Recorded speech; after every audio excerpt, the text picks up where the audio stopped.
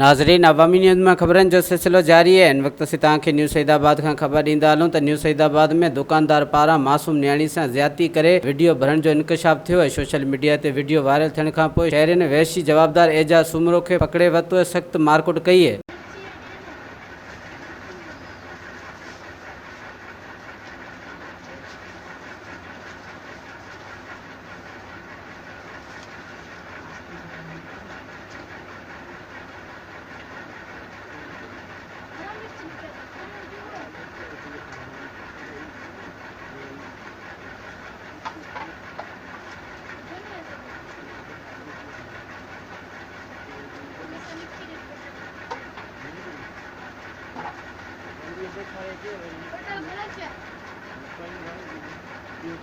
तेरी कुछ ही नहीं पर्ची तो लिखी दे ये बले बोले तो ये कौन ना जाएगा अंदर से या दे एक संग बड़ी सामान लिखी है लिखे ना ये 3 पैसा कितने ये बाप है वो तो ही मुख्य को देख पट्टी खाई में का वो बाप को असर बिठाए दूंगी।